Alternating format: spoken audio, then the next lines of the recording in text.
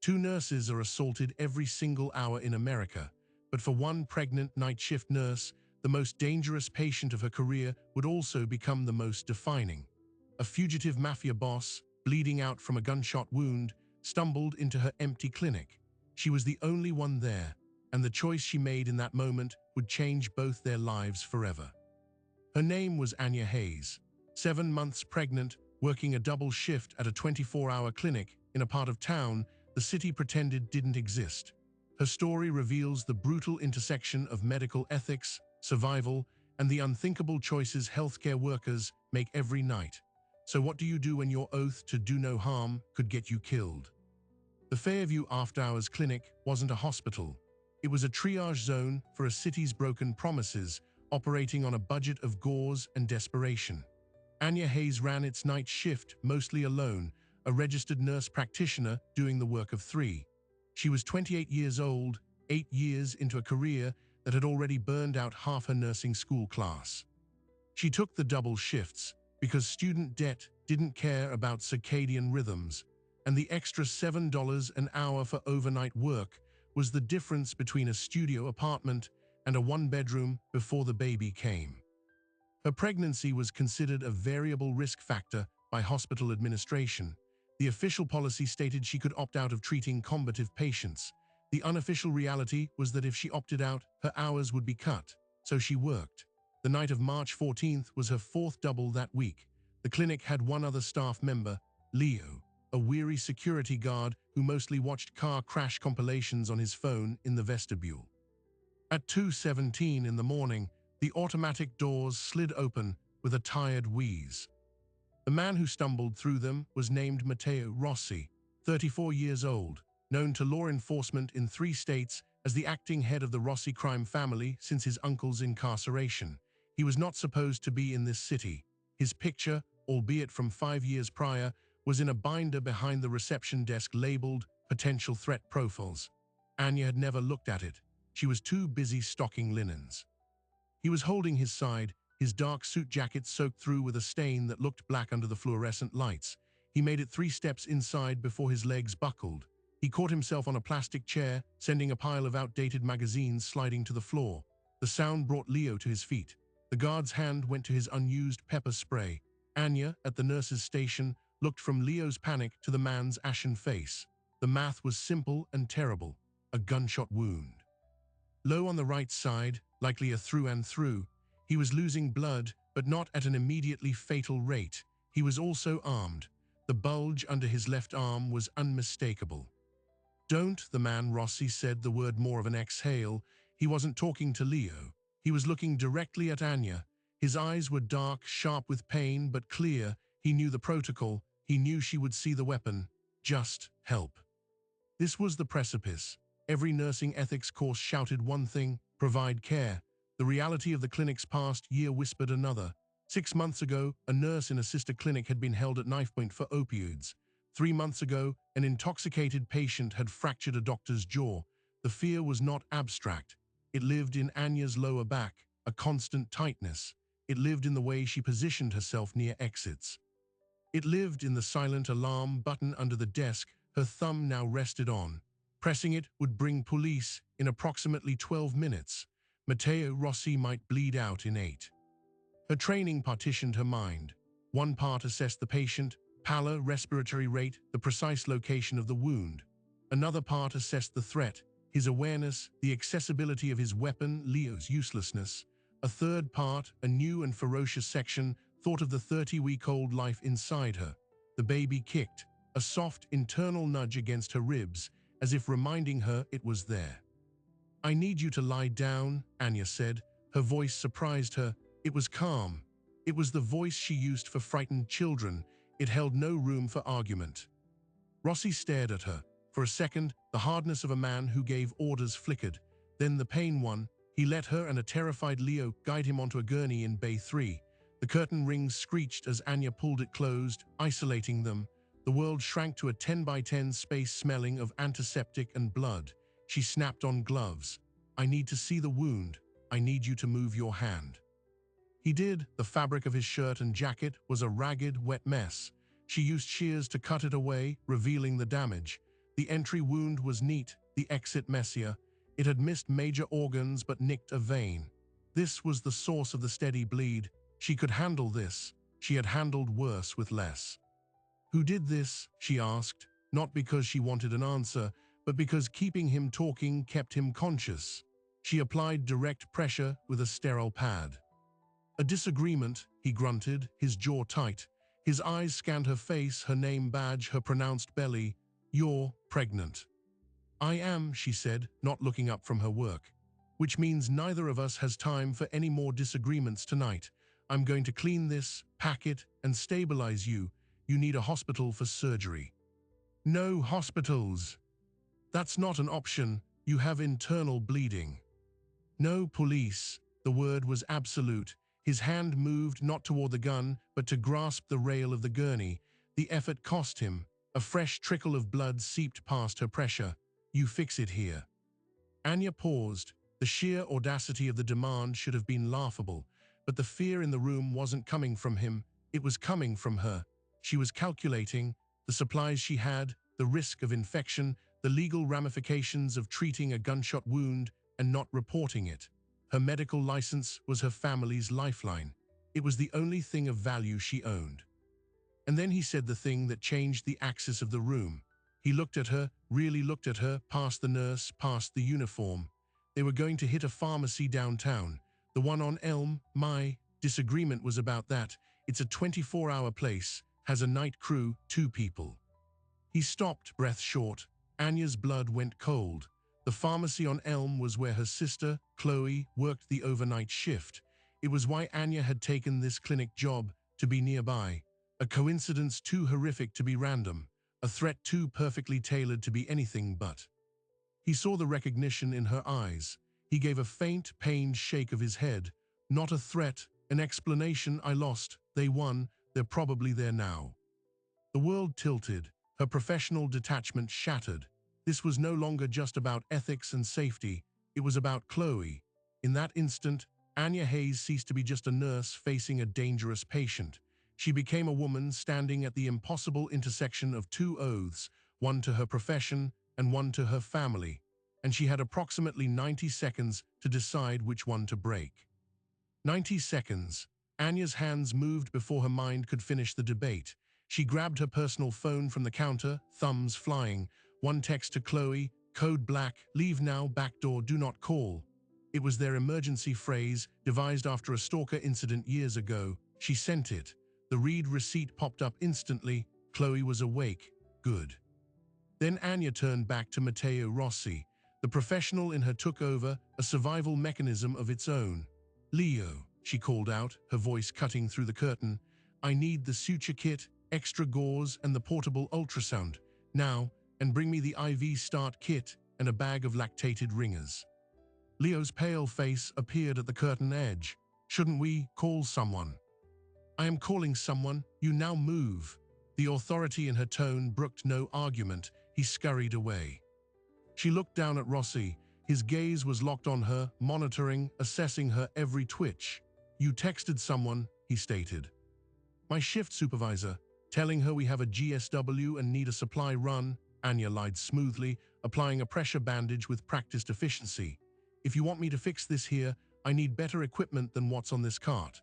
Now you're going to tell me exactly who they are, not names, descriptions, vehicles, anything my sister can give to the security guard if she sees them.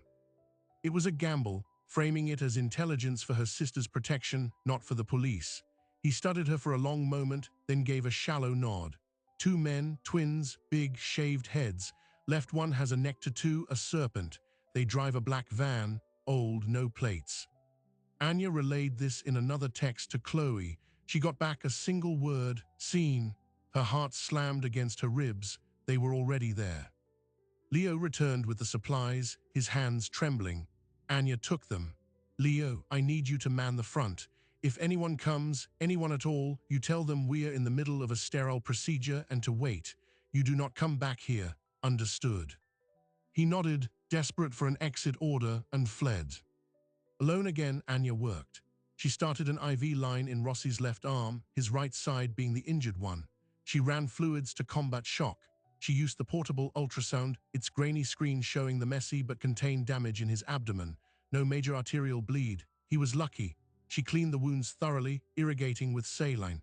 The clinic didn't carry strong parenteral antibiotics, only oral ones. Infection was a near certainty. As she began the meticulous process of suturing the deeper tissue layers, she spoke. "You said you lost the disagreement. Why tell me? Why give me a way to warn her?" She didn't look up, focusing on the needle driver. Rossi was silent for so long she thought he'd passed out. Then his voice, weakened but clear. "My mother was a nurse. In Naples, she worked nights."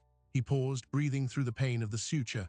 "She came home one morning. Her uniform had blood on the sleeve. Not her patient's, hers. A man whose brother she'd treated for an overdose. He thought she'd called the Carabinieri. He waited for her in the parking lot." Anya's hands stilled for a fraction of a second. "What happened?" "She quit. She was afraid forever after." He turned his head to look at the ceiling. "The twins, they don't see nurses. They see obstacles or resources. They would have walked into that pharmacy, taken what they wanted, and left anyone there as a witness. They don't leave witnesses." The implication hung in the antiseptic air. He hadn't warned her out of altruism. He'd warned her because he knew the specific brand of violence his competitors employed. And in doing so, he had made her complicit. She had now withheld critical information about an active, violent crime. She had treated a fugitive without reporting it. Her license, her future, her freedom, they were all in the hands of the man on her gurney. Just as she finished the last internal suture, her phone buzzed on the counter. A call. Chloe. Anya's gloved hands were covered in blood. She couldn't answer. It rang out. A second later, a text flashed. "Safe, at Jens Van Heer, 2 GUIS, match DESC."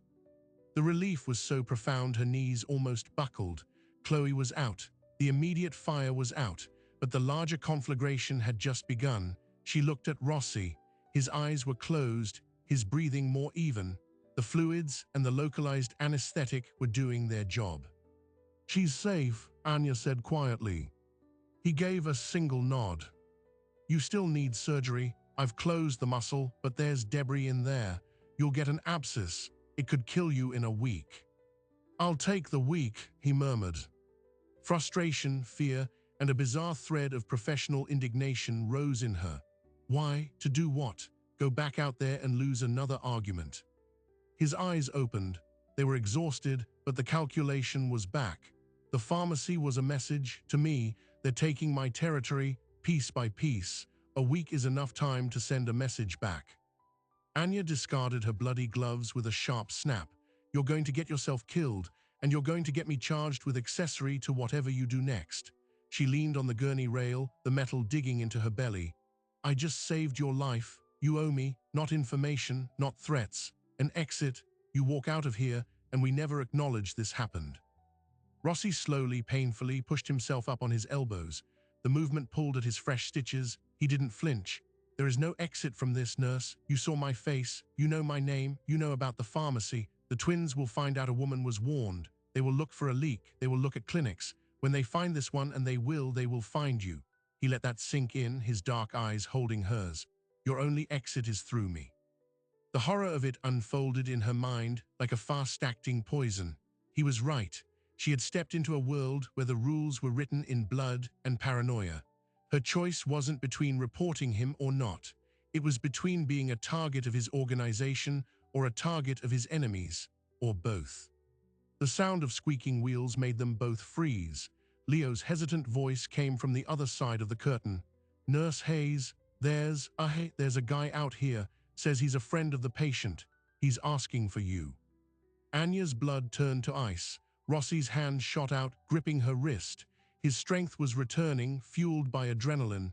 "Describe him," he whispered, his voice a razor. "Old guy, gray hair, nice suit. Says his name is Saul." The tension drained from Rossi's grip. He released her, sinking back onto the pillow. "Let him in," he said to Anya. "It's my driver." "Your driver?" Anya repeated, numb. "He'll take me where I need to go. You've done your part." He looked at her, and for the first time, something resembling an apology flickered in his expression. "I meant what I said. You're in this now. Saul will be your point of contact. If you see anything, if anyone suspicious comes around the clinic or your home, you call him, not the police, him. It's the only way to keep your sister safe, to keep you safe. Saul, the man in the nice suit, parted the curtain.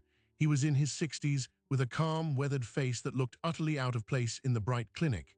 He took in the scene, the bloodied supplies, the sutured patient, the pregnant nurse, with a single sweeping glance that missed nothing.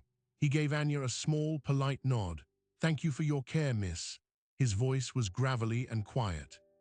He moved to Rossi's side, helping him sit up. Together, they moved him from the gurney to a wheelchair Leo had reluctantly provided. Rossi was pale but steady. As Saul turned him toward the door, Rossi looked back at Anya. "The prescription pad," he said. "Leave it on the counter tonight and report a break-in tomorrow morning. Missing opioids. It'll cover the supplies you used." It was a cold, clinical instruction on how to fabricate a crime scene, a final lesson in the new rules. Before she could respond, Saul was wheeling him out. The automatic doors wheezed open again, and they were gone, swallowed by the pre-dawn darkness. The clinic was silent. The only evidence was the bloody gurney, the scattered medical waste, and the deep, trembling fear in Anya's bones. She mechanically began to clean, her mind a static hum. She followed his instruction, placing the nearly full opioid prescription pad in the middle of the counter. She left the cabinet, where it was stored, slightly ajar. She was SCRBing the floor when the first wave of nausea hit, a potent mix of hormonal fatigue and sheer terror. She stumbled to the staff bathroom and vomited. Sitting on the cold tile, she cradled her belly. The baby was still, too still. A fresh, primal fear eclipsed everything else. She drove home as the sun rose, a sickly yellow behind the city smog. She walked into her empty apartment, and her phone rang, an unknown number. She answered, her voice a ghost of itself. "Nurse Hayes," it was Saul. His tone was even but urgent. "A piece of information. The twins were intercepted leaving the pharmacy. Their van was found. They are no longer a concern." He paused. "However, their employer, a man named Kreshnik, is now aware his men failed, and he is aware they were looking for Mr. Rossi. He will be looking too. Be vigilant." The call ended. Anya stood in her silent kitchen. The immediate threat was gone, neutralized by the very forces she feared. But a larger, more shadowy one had just taken its place. And she had just been given her first, unequivocal proof that Saul, and by extension, Matteo Rossi, could protect her. The hook was set. She was no longer just a caregiver who'd treated a criminal. She was an asset who owed a debt. And as she felt the first, faint kick of her baby against the palm of her hand, she understood the terrible truth. Her exit had vanished. She was all the way in. The fake break-in worked, too well. When the police arrived at the clinic that morning, they took the report with weary professionalism. But the responding officer, a veteran named Daniels, lingered. He noted the specific drugs reported missing matched exactly what a gunshot victim might need. He noted the absence of forced entry on the main door, but the flimsy lock on the supply closet. He looked at Anya, at her pronounced pregnancy, at the dark circles under her eyes, and said nothing. But his card stayed on the counter long after he left. Anya's life split into two parallel tracks. On the surface, she was a nurse with a high-risk pregnancy, placed on light duty by a concerned but understaffed administration. She attended prenatal appointments, painted the nursery a soft yellow, and assured her sister Chloe that the scary night was just a random event. Below the surface, she lived in a state of hypervigilance. Saul's protection was a subtle, constant pressure. A different, unmarked car idled near her apartment each night. Her grocery deliveries arrived with extra items, prenatal vitamins, high-protein snacks that she never ordered. The message was clear: she was being cared for, and she was being watched. The debt was a living thing between them. It manifested in small, terrifying ways.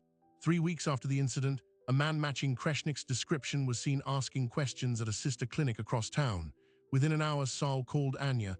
"Do not go to your scheduled shift at Metro Urgent Care tomorrow. Call in sick. A stomach bug." She did. The next day, the news reported an armed robbery at that very clinic. The nurse on duty was pistol-whipped. Anya watched the report, her cereal turning to paste in her mouth. The protection was real. The cost of it was knowing she had been spared by the same forces that harmed another. Her entanglement deepened through medicine. Rossi's wound, as she predicted, became infected. Saul brought him to her apartment in the dead of night, not to the clinic. Rossi was feverish, his sutures inflamed. "He won't see another doctor," Saul stated, his calm demeanor fractured by a thread of panic.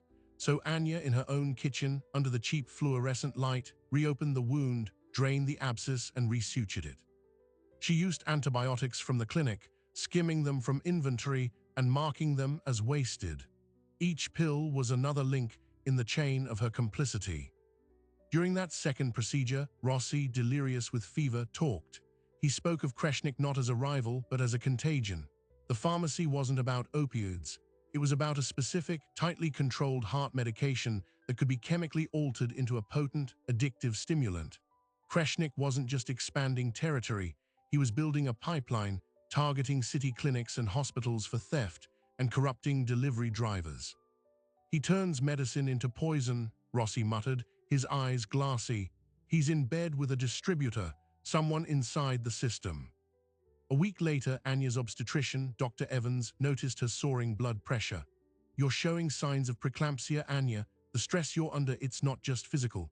Is everything okay at home, at work?" Anya lied, as she had learned to do with smooth proficiency.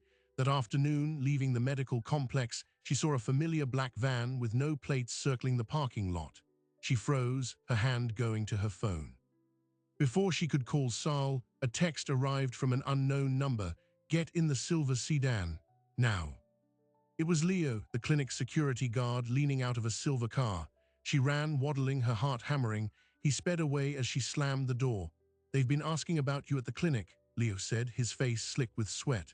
"Men in cheap suits, asking about a night in March, asking about a man with a stomach wound. I didn't tell them nothing, but they knew my name, they knew about my kids' tuition." Leo had been her unwitting barometer for the threat level. Now he was a target. Saul relocated Leo and his family that night. Anya's circle of collateral damage was growing. She was a stone dropped in a pond, and the ripples were drowning people she knew. The breaking point came from a direction she never expected: the hospital bureaucracy. A routine audit flagged the discrepancies in her drug waste logs. The timing of the break-in and her subsequent inventory shortages were too coincidental. She was called into the office of the director of nursing, a formidable woman named Gwen Harding. On the table was Anya's file, and next to it, a grainy photocopy from a traffic camera. It showed the back of Saul's sedan, with a partial plate, outside Anya's apartment building on multiple nights.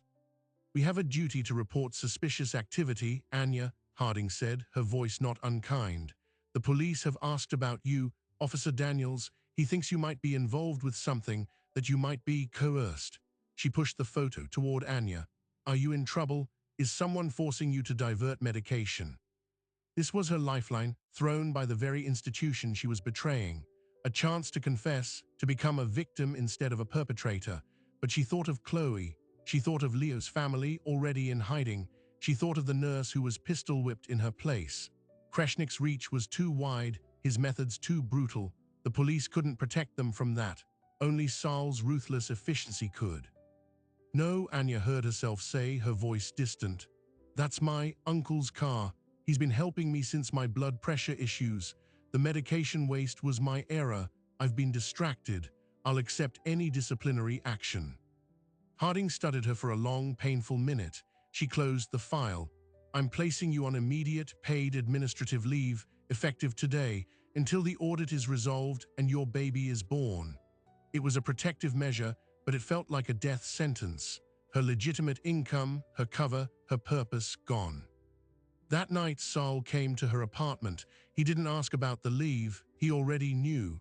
"It's time you met Mr. Rossi properly," he said. "He has a proposal." She was taken to a nondescript warehouse in the industrial district. Inside, it had been converted into a sparse, clean medical suite. Rossi was there, paler and thinner, but alive. He was standing over a map of the city spread on a table, red and blue pins marking clinics and distribution centers. "Kreshnik's man inside the system is named Aris Thorne," Rossi said without preamble. "He's a regional manager for Cardinal Health Distributors. He's the one rerouting shipments, phasing manifests. He's the reason the twins were at that pharmacy.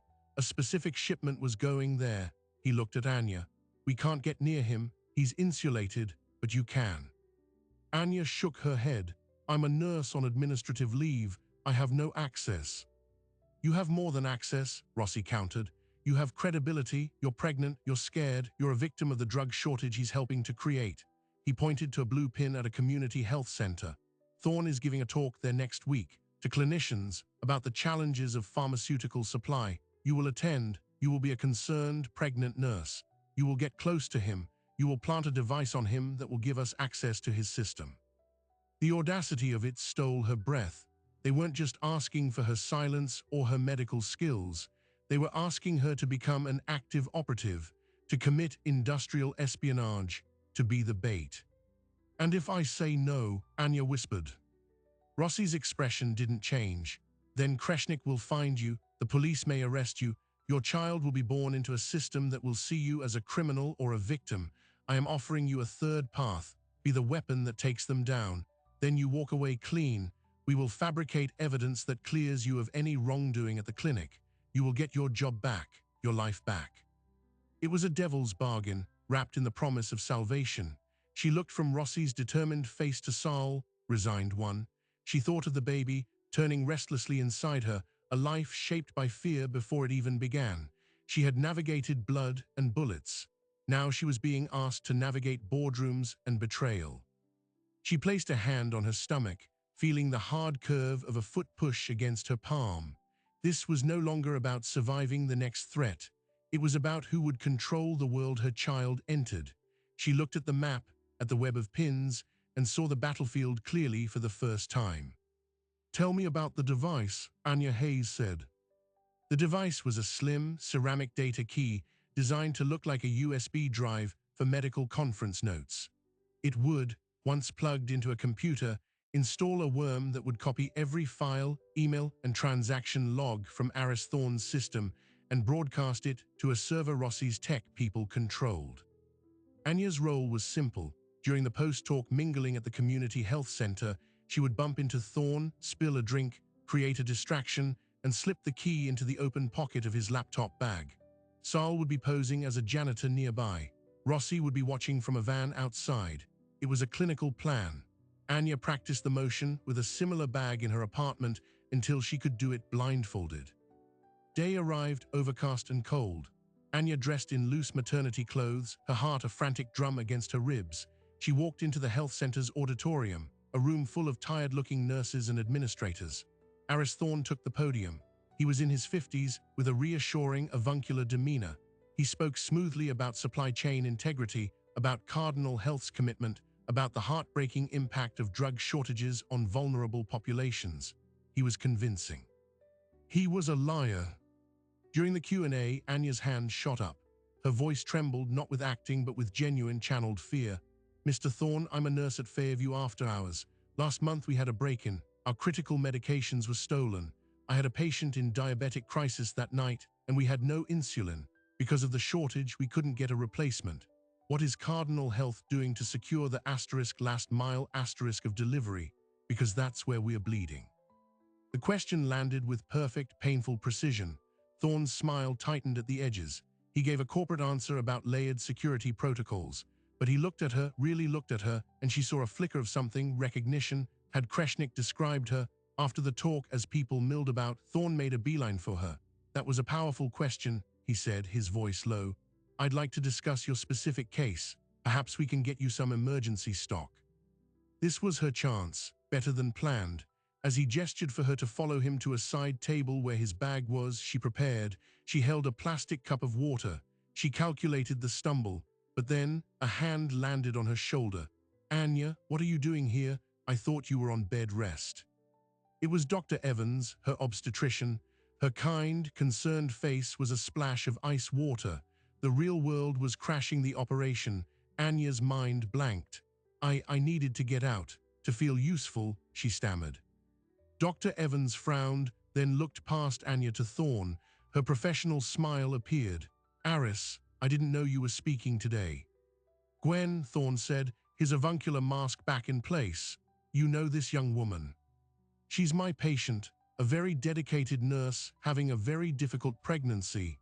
Dr. Evans's hand was still on Anya's shoulder, a protective anchor. We should let her get off her feet. This was slipping away. Saul, pushing a cleaning cart, was edging closer, his eyes signaling urgency. Thorne was moments from picking up his bag and leaving. Anya made a decision. She let her knees buckle, not entirely a performance. The cup of water flew from her hand, splashing across Thorne's trousers and the table. She cried out, grabbing for the table, sending Thorne's laptop bag tumbling to the floor. Chaos, Dr. Evans shouted for help. Thorne cursed, jumping back. Saul was there instantly, with towels, creating a blur of motion. I'm so sorry, Anya gasped, as Saul helped her up and others righted the table. In the 3-second window where all eyes were on her, Saul's practiced hand found the open pocket of the fallen bag.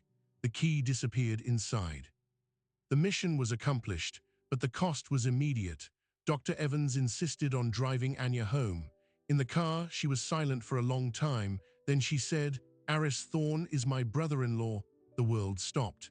He's a complicated man, but he's family. Why were you really there, Anya? Anya stared out the window, the truth a suffocating weight. She had just weaponized her doctor's kindness to betray her doctor's family. There was no lie left that could fit. She said nothing. 2 days later, the data key delivered. Rossi's team found spreadsheets detailing redirected shipments, fake invoices, and encrypted communications with Kreshnik. It was enough for the FBI, who had been building a RICO case against Kreshnik for years, but lacked the inside link to the legitimate supply chain. Rossi, through anonymous channels, fed them everything. The takedown was swift and public. Federal agents arrested Aris Thorne at Cardinal Health headquarters. Kreshnik was apprehended at a dockside warehouse. The news headlines screamed about a biopharma pipeline to organized crime. The story of the corrupted distributor was everywhere. Notably absent from the coverage was any mention of the Fairview Clinic break-in or a pregnant nurse. A week after the arrests, Anya was summoned back to the director of nursing's office. Gwen Harding had a file, but a different one. Next to it was a formal letter. The audit has been concluded, Harding said, her voice careful. The discrepancies have been attributed to a now-terminated inventory software error. Your record is clear. Your administrative leave is lifted, effective after your maternity leave. She slid the letter across. It was a confirmation of a full, paid, 6-month maternity leave, a benefit Anya had never qualified for. It seems your case highlighted a gap in our support for high-risk pregnancies. It's been corrected. Anya understood. This was Rossi's side of the bargain. Her life was being meticulously cleaned. That night, Saul came to her door one final time. He handed her a sealed envelope. From Mr. Rossi, he is leaving the country. The agreement is fulfilled. Inside was a single sheet of paper. It was a forensic audit report, commissioned by a fictitious law firm, stating that the drug shortages at Fairview Clinic were definitively linked to the criminal actions of Aris Thorne, and that nurse Anya Hayes' actions had, in fact, helped uncover the scheme. It was a masterpiece of exonerating fiction. There was also a bank deposit slip, an amount equal to 2 years of her salary.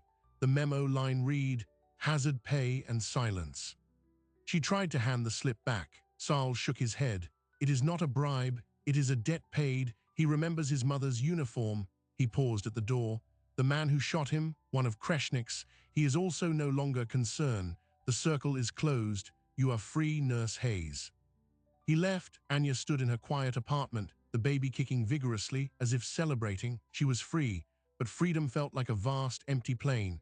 The constant, terrifying pressure was gone, but so was the strange, twisted sense of purpose. She had saved her sister. She had helped bring down a network that poisoned medicine. She had survived, but she had also lied, stolen, and become an instrument of a violent world. The ethics board in her mind would never adjourn. She went into early labor 3 weeks later. At the hospital, during the long, painful hours, a familiar face appeared at the door. Officer Daniels. He leaned against the doorframe, not in uniform. Heard you were in here, he said. I'm off duty. He came in, sat in the chair beside her bed. Thorne's plea deal is coming together. He's singing like a bird. The stuff we're learning, it's scary. He looked at her, his cop eyes seeing too much. You got lucky, you know. Whatever happened that night at your clinic, it set a lot of things in motion. Good things, in the end. Anya, breathless between contractions, met his gaze. "Luck," she managed to say. Daniels nodded slowly. Yeah, luck. He didn't believe her, but he had no evidence, only a gut feeling that had just been satisfied. He stood to leave. "Get some rest, Nurse Hayes. The city needs more like you." When her son was finally placed on her chest, small and perfect and wailing, the final surprise arrived. The hospital administrator came in with a bouquet. "These just came for you, no card." The flowers were beautiful, exotic. Nestled among them was a small wrapped package. Inside was a pair of tiny white leather baby shoes, expertly crafted, and tied in a perfect double knot. The double knot, a perfect, secure bond. The first thing a child needs to learn to walk, and the last message from a world she never asked to enter. Anya Hayes never saw Matteo Rossi again. The bank deposit was never touched. She eventually donated the entire sum to a fund for nurses experiencing workplace violence. She returned to work at the Fairview Clinic after her maternity leave, but she never worked another night shift. The night of March 14th became a locked room in her memory, visited only in dreams that slowly lost their edges. Her son, named Elijah, learned to walk in those white leather shoes. They were just shoes to him. The story of Anya Hayes is not one of clean redemption. It is a case study in the catastrophic compromises forced upon the people who hold our fragile systems together. She broke nearly every ethical rule she swore to uphold. She lied, she stole medication, she obstructed justice, and she became an asset for organized crime. And in doing so, she exposed a criminal enterprise that was poisoning the medical supply chain. She protected her family, and she survived. This is the impossible calculus of frontline healthcare. The official protocols are written for a world that doesn't exist in the dim light of a 2 a.m. clinic. The real manual is written in moments of sheer, terrifying improvisation. For every statistic about workplace violence, the two nurses assaulted every hour, there is a human being making a split-second decision in a room where all choices are bad. Anya's story forces a brutal question. What do we owe the people to whom we outsource our safety? We ask nurses, often women, often people of color, to absorb the violence, the trauma, and the moral injury of a broken society, while offering them little more than burnout and bureaucratic scrutiny in return. When a pregnant black woman is left alone to face a bleeding crime boss, it is not an anomaly. It is the logical endpoint of a system that has always expected certain people to bear impossible burdens. The Fairview Clinic is still open. The automatic doors still wheeze. The violence epidemic in healthcare continues unabated. But somewhere, there is a nurse on a night shift who remembers hearing this story. And when the next impossible choice stumbles through her doors, she might think of Anya Hayes and the double-knotted shoes and understand that survival sometimes wears the disguise of corruption and that protection can come from the most forbidden places. If this story revealed something to you about the unseen wars fought in our emergency rooms and clinics, then share it. Someone you know needs to hear it. Subscribe for more documentaries that pull back the curtain on the real stories shaping our world. The truth is often not found in the light, but in what we are forced to do in the dark. Thank you for watching.